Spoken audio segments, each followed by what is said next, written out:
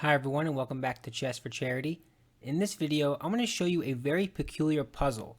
Look at the configuration of these pieces just for a moment here. Tell me what you see. Do you see maybe a snowflake kind of shape where you see these branches? Do you see like a figure, like this is the head and this is the body? What do you see here? Tell me, this will be a little test here.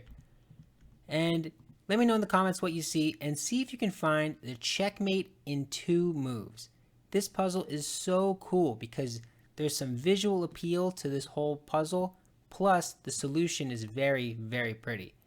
So take a second, see if you can find the solution and see if you can find why that is the solution.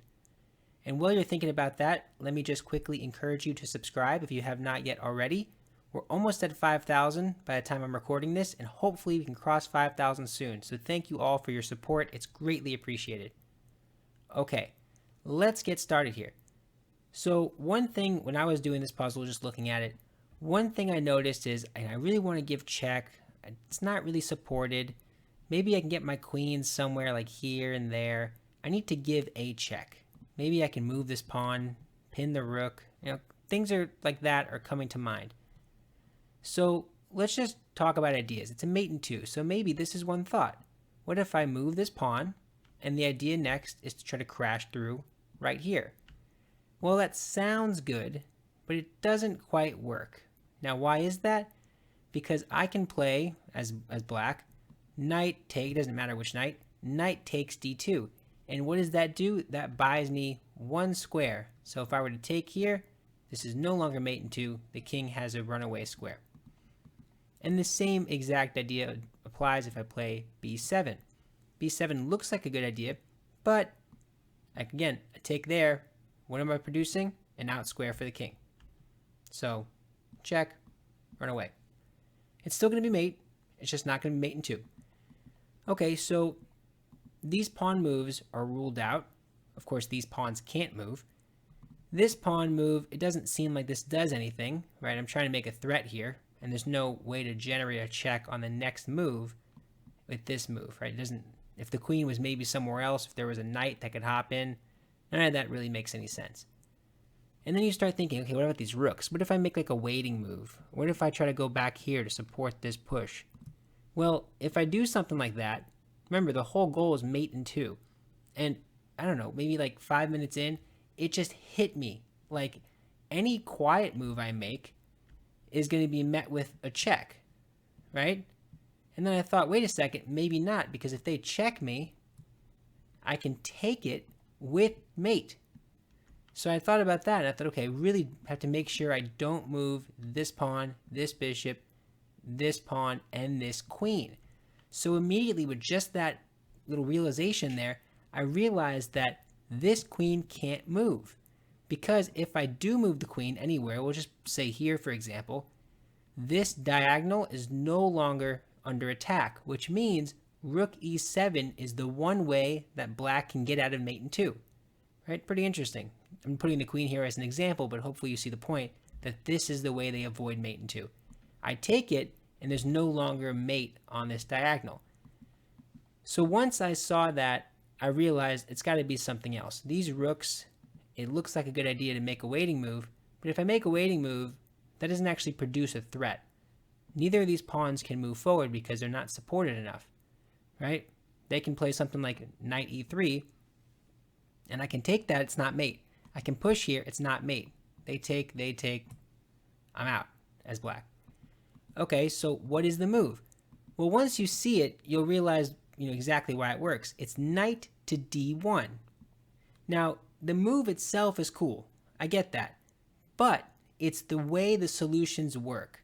So just like I was saying, if the rook, either rook moves to give check, you have the very nice mate, right? What if they go somewhere else? What if they try to attack the queen? It doesn't matter. This knight is holding together all of these squares, which means, very simply, I have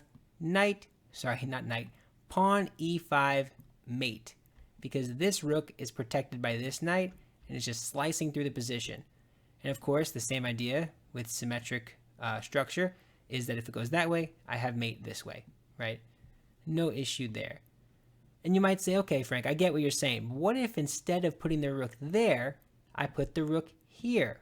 So now if you push this, I can take here and it won't be mate in one.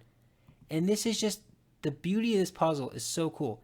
If you play rook to b5 with the intention of saying, okay, what's going to happen is if you move this pawn, I will take your rook.